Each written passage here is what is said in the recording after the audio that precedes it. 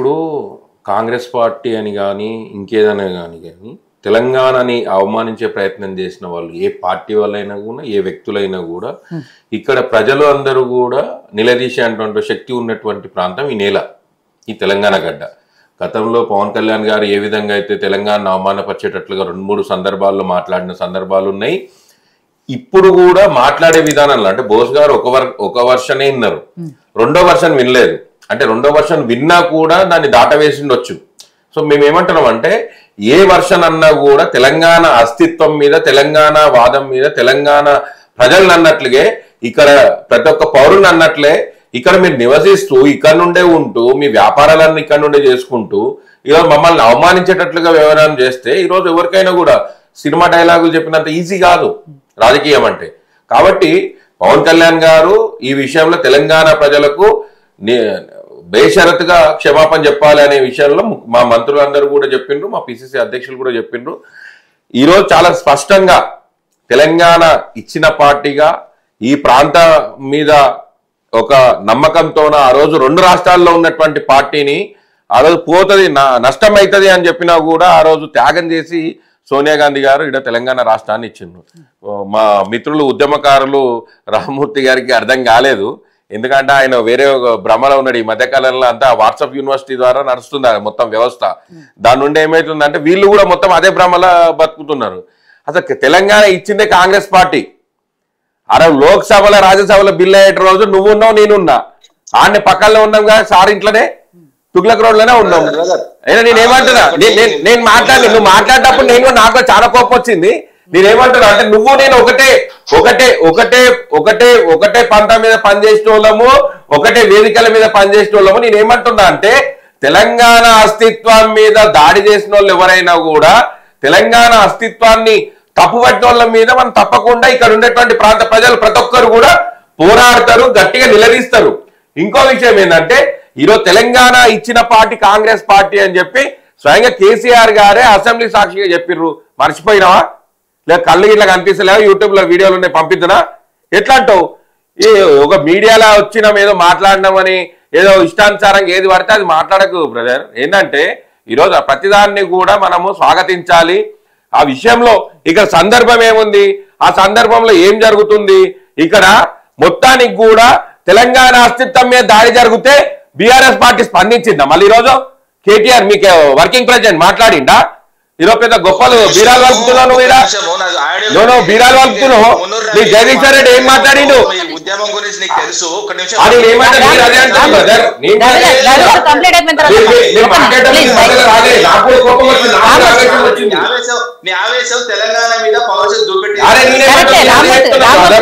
మీరు మాట్లాడేటప్పుడు ఎవరిని మాట్లాడొద్దన్నారు, వాళ్ళు మాట్లాడలేదు. చరిత్రను వక్రీకరించద్దు. చరిత్రను వక్రీకరిస్తే ప్రజలకు తెలుసు. కోటేశ్వరరావు గారు ఉన్నారు, ఆయన మాట్లాడతారు. ఆంధ్రప్రదేశ్ లో కలిపింది వాస్తవం, ఎందుకంటే కలిపిన తర్వాత అన్యాయం అయింది వాస్తవం. కలపడానికి కారణం వాళ్ళే. తొలిదశ ఉద్యమం సాగు కారణం ఇందిరాగాంధీ, తర్వాత మలిదశ ఉద్యమంలో కూడా సాగు కారణమే. నువ్వు కూడా రామ్మూర్తి గారు ప్లీజ్ దయచేసి ఒక నిమిషం. రామ్మూర్తి గారు ఉండాలి, పీజీఆర్ బతకాలి. ఎందుకండి మోకాళ్ళ బతకడం నాకు అర్థం అవట్లేదు. మీరు 15 నిమిషాలు మాట్లాడారు, ఎవరు మాట్లాడలేదు. దయచేసి వాళ్ళని కూడా మాట్లాడనివ్వండి. ఒక్క నిమిషం రామ్మూర్తి గారు, ఒక్క నిమిషం. తెలంగాణ అస్తిత్వం మీద దెబ్బ పడుతుందనే మా మంత్రులందరూ మాట్లాడినరు. తెలంగాణ కోసం పుట్టినటువంటి పార్టీ ఈరోజు మొత్తానికి కూడా ఈరోజు మొత్తం ఉద్యమ పంట ద్వారా 2 సార్లు అది రామ్మూర్తి నేను చెప్పాను. మిత్రమా చెప్పేది వింటావా? నువ్వు మాట్లాడేటప్పుడు వీళ్ళంతా కల్పిట్ అయిపోయారు మేడం. ఎప్పుడైతే పార్టీ పేరు మార్చిండ్రో ఇట్లాంటి నిజమైన ఉద్యమకారులు కూడా కల్పిట్ అయిపోతున్నారు.